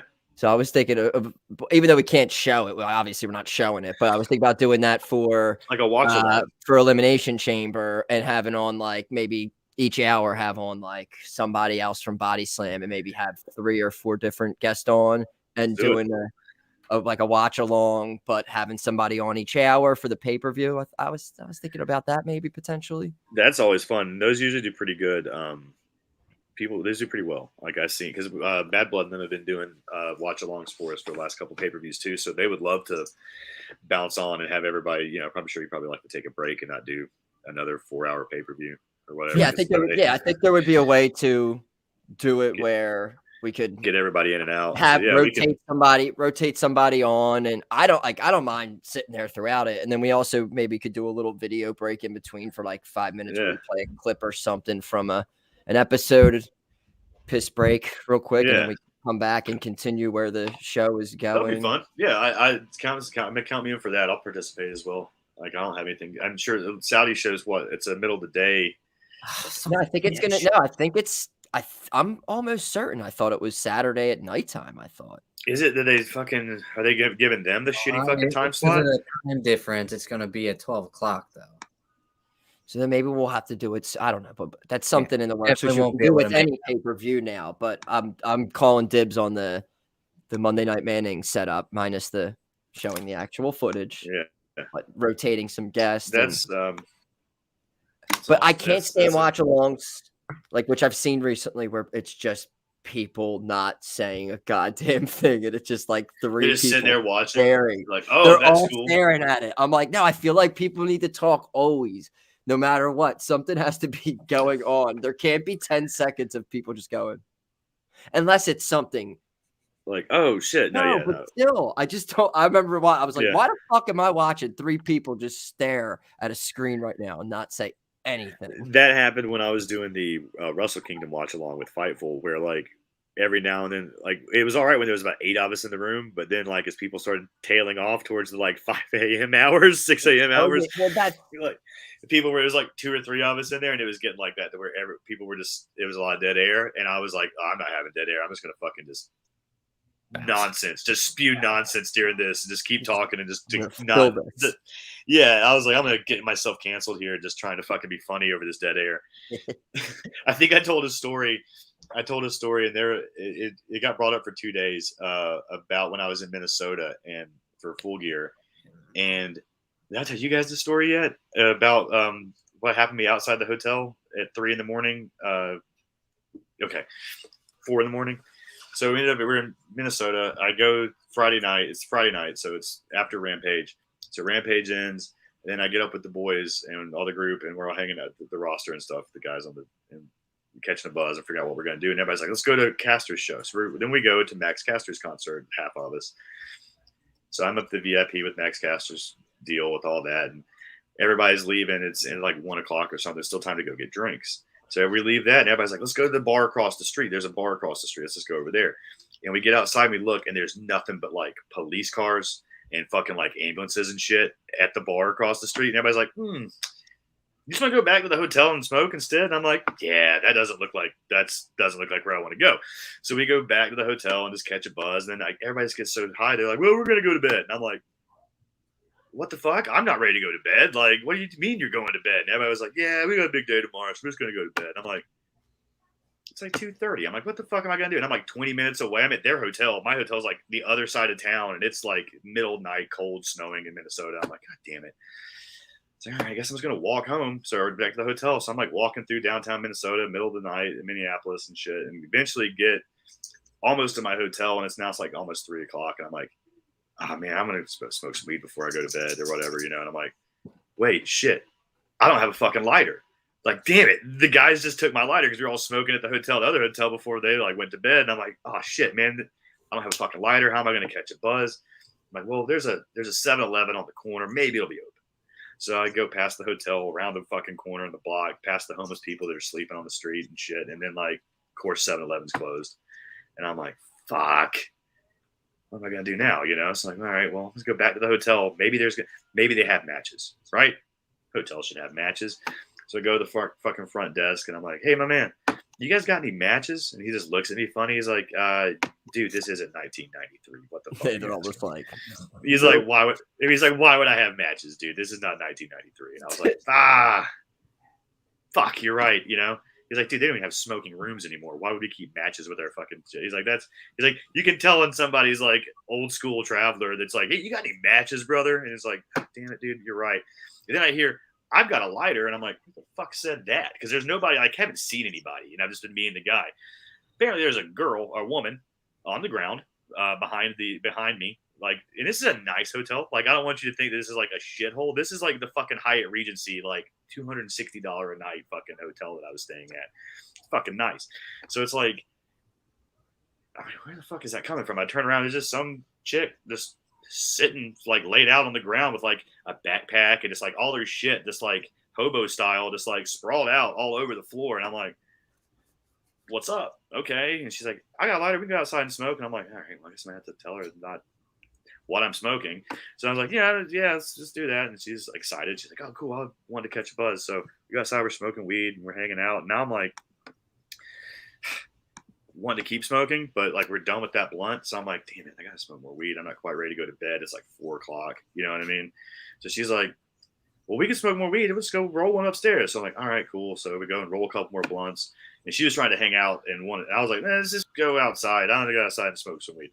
It's my first night in town. It seems problematic for the girl that I just found in the floor at the hotel to try to want to stay in my room. I'm like, no, let's just go outside. Let's go back outside and smoke.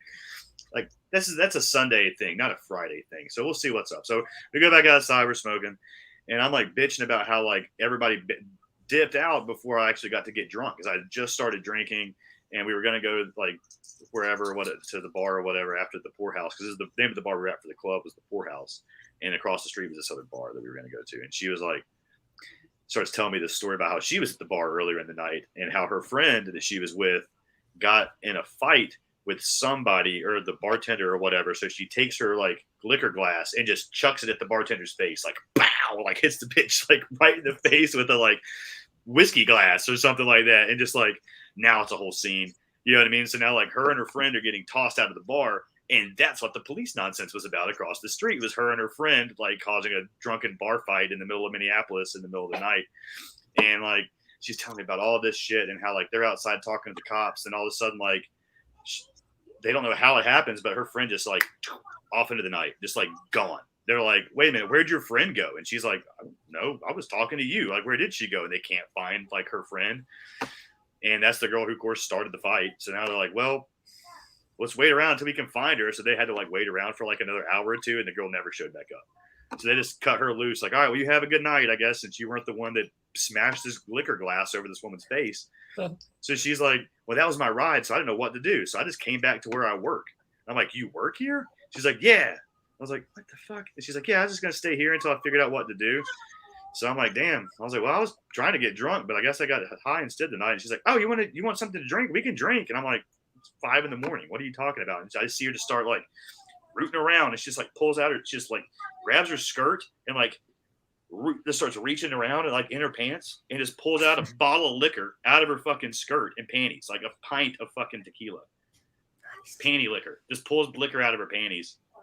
And I'm like, as one does. So we drink the whole bottle of liquor, of course, Obviously. outside while we're smoking these blunts. I'm not not going to not drink the panty Right, liquor. That's rude. I'm not that guy. You don't want to be that guy. It's also not the first time that I've drank liquor out of somebody's pants like that before. It's like, as soon as I saw her reach, I'm like, this bitch is pulling liquor out of her panties. I know it. Well, that's a weird sentence to follow up everything with, but yeah. Also, I was going to give you like the Zach Morris timeout in the middle of your story. Just be like, what you're describing sounds like the beginning episode of like a CSI or a episode, or it's the whole blowback, and then at some point, like, yeah, they were in there. She was throwing glass at some broad, and then the cops showed up here. Exactly. And then this whole thing, it would have pieced together slowly. Dun, dun. Yeah, and then she ends up dead in the hotel room. I'm just sitting there like, dun, dun. Like we were just smoking, and I don't know. I don't know anything. And you're stacking boxes. I wasn't over there. We smoked some weed together, but that's all I know. That's all I know. Dun, dun. Yeah.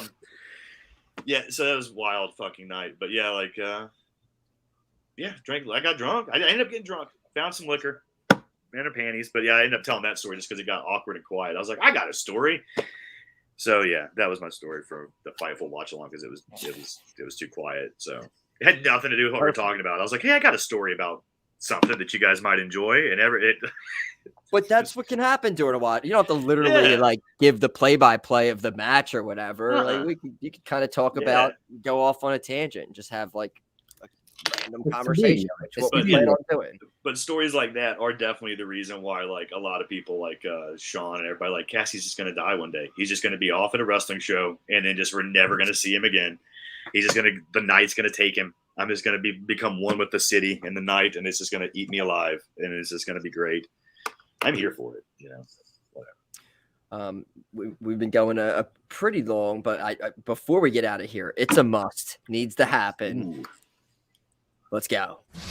Johnny Cena went to town riding on a pony. Rock stuck a feather up his ass and called him a jaBROni.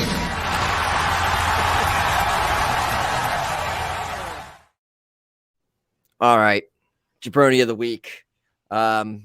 This was talked about a little bit prior before recording, and I think I might just throw it over there because me and Mike are together on this week's jaBROni of the week. Second week in a row. Yes, samesies. And it's not Cass. It's not you. I was gonna say, damn, I'm happy with any award I win. I'm happy with any award I win, even if it's a jaBROni of the Week award. I'm like, I'm gonna fucking brag about it. So like, I'm a little sad that I'm not defending my title. Sorry, but it's this one's pretty what big. Do you got? Let me hear what you got. Let me see if yours is different than mine. Take it over. You want me to? You do it. I feel Okay. All right. So, as everyone here knows, we're not necessarily a political podcast, or we don't talk about vaccines or COVID unless we have it. But I beat it. Certain former WWE employees have made the rounds this week on Twitter. Nia Jax, ma'am, with your Twitter statement, I guess you shared something from your Snapchat on Twitter talking about COVID vaccine, 90% effective after 8 months of development, yada, yada, yada, yada, yada. Yeah, she also talked about it on Renee's podcast too. Okay. Yeah. She went into it on Renee's podcast to begin with, and that's where people were pulling that. Like, yeah, gotcha. So she was responding to someone on Twitter who was accusing her of being unsafe and yada yada yada from WWE and all that crap. She said, haha, I stand by that too, honey. If you really think that all your favorites don't feel the same as I do, you're sadly mistaken. I know a lot of people in many professional sports that just paid and got a real card from a doctor. ... So, okay, here's the deal, Nia. and talked to Toph about this off air. We're not giving you this because of your stance on COVID. I'm sure a lot of people have the same stance. We're giving you this because you just dimed out a lot of your old coworkers who probably didn't want that information out. There's not much really else to be said. We've all known that you're against the COVID stuff. I'm not one to judge. I know he's not one to judge. And I'm pretty sure you're not one to judge. Nah, I'm not a judger. That's not what we're saying. Hi, baby. What we're saying is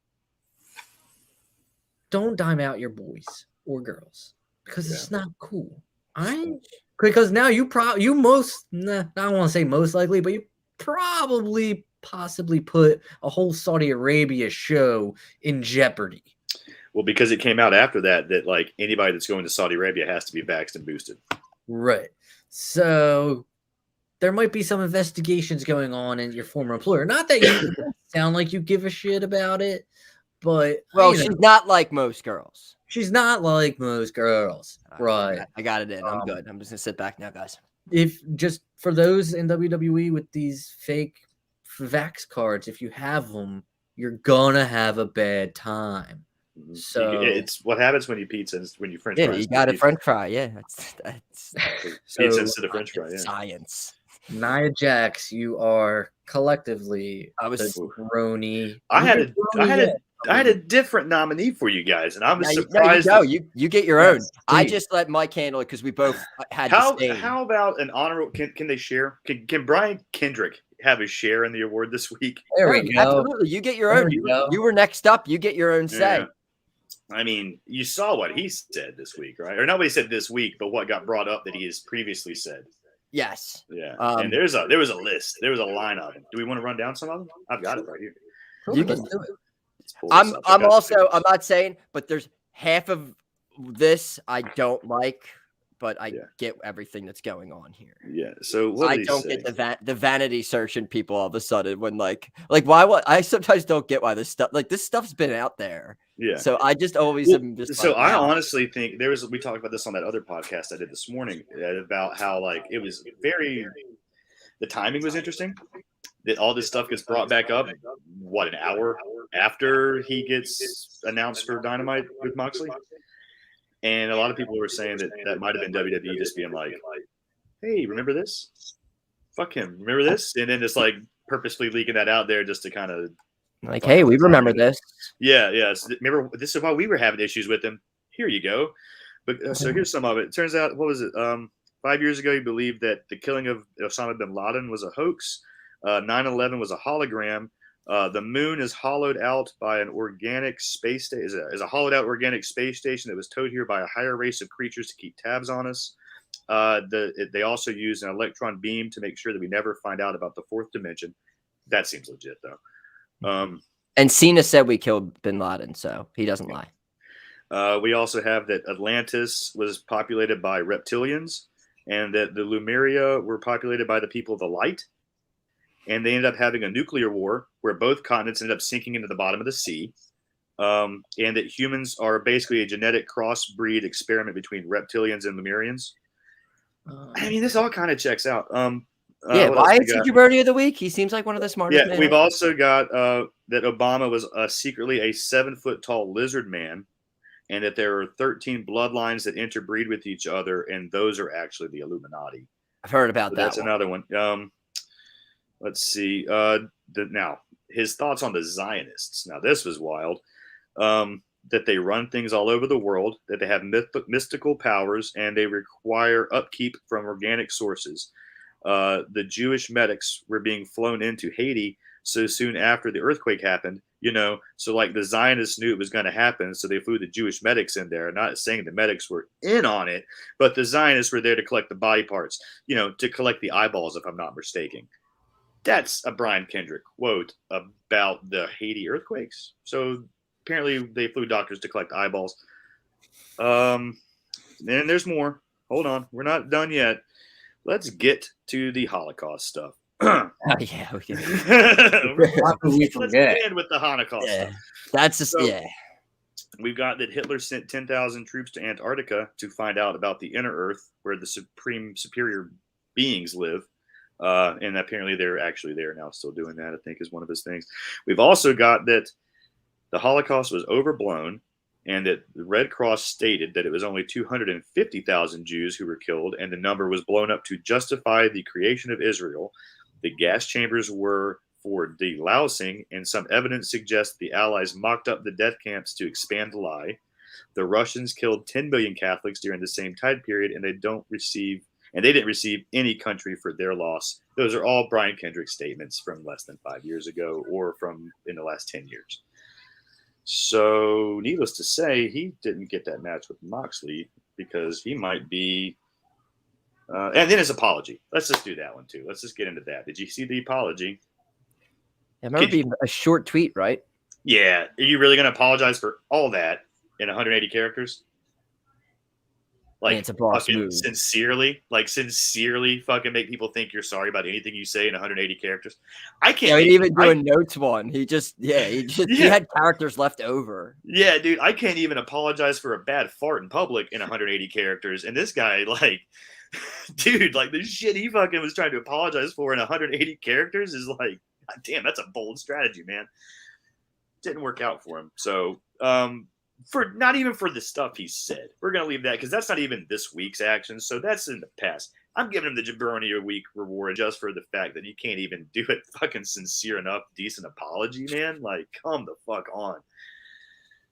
Like at least the one Joe Rogan did this week, where he like addressed like the video clip that was circulating of like all the previously bad usages he did of like the N-word in out of context, and how he was like, oh, I didn't realize that, like, I thought I was saying it in context at the time, but I realize now it's out. He did a good job explaining it, making you understand that he realizes he's just sorry for something, and did a good job, like trying to, at least let you fucking know that he means it, man. But this one with Kendrick, dude, like, come on. You couldn't even do, like you see, you couldn't even do it on a notepad, bro. You couldn't give me a whole paragraph. Like, shit, man, I've seen people write 2 fucking pages of notes for like explaining about like why they like their tire flew out on the way to the wrestling match and why they couldn't be there for a booking. You know what I mean? Like, I've seen a 2-page like apology for a wrestler from that. And you fucking sent out 180 tweets for like saying that the Holocaust was a lie and then all that other shit. Like, damn, man. I have mine set up completely like Dan Lambert said this week. When I inevitably go down in a firestorm of cancel culture, I'm gonna have the shortest response. Like, that's not me anymore. I'm sorry. There you go. That's my apology. Yeah, that's it. That's all you just say. That's not me anymore. I'm sorry. I'm giving you the and then I'll go away I'll pull an Adam Blampy. I'll go away for a little bit, but then we touched on it before we go away. That Dan Lambert Brandy segment this week on Dynamite. What do you guys think of that? I like the pop of just the cancel culture thing. Besides that, I don't know. Brandy. It didn't work out like they'd wanted it to, which is I think they're like, man, everybody hates Dan Lambert, and we need to get Brandy over as a face, so we'll just put her out there against it, and fucking, how about Dan Lambert getting cheers? Yep, because Brandy's out there with that one, with his one cancel culture thing, and they don't want anything to do with her or. It reminds me of when WWE was trying to force the fucking Roman Reigns babyface down your throat, and the crowd was just like rejecting it so fucking hard, no matter what they tried. It's the same fucking thing, basically. It's like they want to boo Brandy and Cody. I get that they don't want to be booed, and they're trying to work themselves into a situation to where, like, finally we're the fucking actual baby faces that we want to be. But fuck, man. I mean, what they're going to need to do. Telling. I don't know if they could do this, but if like Tony Khan can or Brandy Rhodes can Superman punch Tony Khan in Philadelphia, and maybe Brandy Rhodes becomes AEW champion. That's like the only way I see it possible, because WWE did it with Roman in that sense. But what do you, Mike? What, you don't think Brandy Rhodes could Superman punch Tony Khan and then get a title shot and become AEW champion? No, I don't think so. No. All right, fine, never mind. Just being a dreamer then, I guess. Yeah. Man, right, I do hope. and now we're circling back. I really hope Cody is the forbidden door, and it's just him coming back to cure racism, solve the free agent dilemma, everything all at once. Codelander. Cure racism as Stardust would be that's on my bingo card. It's not even solve. It's cure. It's cure it. Not even solve the problem. He's going to cure it. Why am I going to be upset when Stardust doesn't show up on Wednesday now? When I didn't wake up with these feelings. Yeah. No, that's really the only place we can go now is if it's Ali or Cody or bust at this point, right? Damn it. Oh God, that'd be so great though if it is Cody. I mean, that's how you heal him up right there. Like make it such a heel fucking move. But anyway, man, I had fun today, guys. It was great. Appreciate you coming on. So let's just so next week we're gonna do this watch along thing or whatever. This alternate commentary. When is that next Saturday already? I feel like it's next Saturday, isn't it? Is it? Elimination Chamber's on the 12th? Isn't it? I believe so. When is Elimination Chamber? Siri doesn't have the answers. I think it's it gave me when it was in 2018. It's the 19th. It's the 19th. So 2 weeks from today. All right. Yeah, Siri. 2 weeks from today. Yeah, so I'm going to be looking for that. And hopefully maybe I'll start putting it out there for people to have on hour by hour. We'll book maybe 8 o'clock, 9 o'clock, 10 o'clock, maybe do the first part just – I don't know. I just looked it up. Did it say what time that fucking thing starts? Because we discussed that and then forgot to look. I just pulled up the pretty sure when I searched it, it also told me that the 2018. No, I'm looking at it. It's 12 p.m. Son of a bitch. I will not be able to make that show at all. Poster says 12 p.m. It looks like. Yeah. All right, so maybe we Saturday, February 19th at 12 p.m. Eastern time on the cock. No, I don't want to start with that. So we'll save it for the next pay-per-view. We'll iron it all out and we'll put a schedule out of who's going to be on hour. We'll cut deals. We'll have on we'll try to book some nice people. We'll have some fun. I like it. You guys are going to enjoy a show. I'm going to tell you off air what it is. I don't know if I've done that yet, but got coming up for a new one. We're going to debut with somebody from GCW, a very I've heard about prominent person at GCW, and it should be a fun concept. And it's very similar to what we kind of discussed a little bit today with some of our ideas that we've got for shows. So it'll be fun, man. I think everybody will enjoy that one. Look for that this week, guys, on our Body Slam stuff. Nice. But yeah, you guys can come any part of that as well anytime you want. I think everybody will have fun with that. Yes, but I want to talk to you. I want to talk to you about that because I've have a little expertise in doing some of that. I've worked on that for many years. So Perfect. Depending on certain things, I'm very interested in maybe. So doing yeah, guys. Everybody keep an eye out for that. I think it'll be a fun project that everybody's going to like. And we got some more stuff coming too. So we got stuff dropping every day at Body Slam on our YouTube channels and all that good stuff, man. And guys, thanks for having me on, man. It's a Saturday. I enjoyed coming on Saturday. I'm glad Dom wasn't here. We didn't want to sully up the fucking show with his bullshit. He was here last week. We break it up. I know. Break it up. I know. I was watching. I was trying to go on and I forgot what I actually was doing last Saturday. Something happened. Where I was going to try to jump on. Your power, I think something happened with your power. Sorry, it was snowing. It was snowing last week. Yeah. It fucking snowed on us. There's a couple people I've been meaning to somehow have on or do extra episodes where we have guests on because there's a couple people.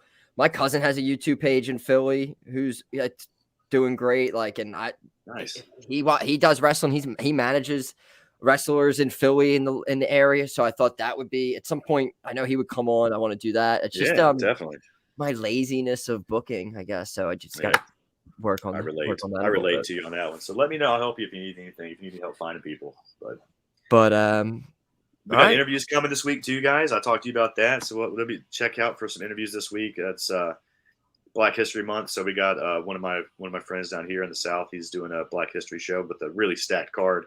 And he wanted to get some attention to his show. And I told him I would be happy to help promote it for him and get some more eyes on it. So he's going to send us some interviews this week with some pretty some names from some people that have just recently been released from WWE and work for some companies that we've discussed today. So we'll hopefully have some of those out this week. It's just scheduling, just making sure it works in everybody's things this week. Because we got, it's a busy week before the show for them. So hopefully we'll have some stuff this week for you guys to check out that's a little different than we usually have dropping. So. All right, so everyone, keep an eye out for that. Like, subscribe, all that. Share, tell your friends. Bodyslam.net. Yeah, man. Thanks, guys. We will be back next week. Until then, jaBROnis. Bam. Ow. jaBROni, jaBRONI, XYZ, ABC. Oh, it doesn't matter how you spell jaBROni.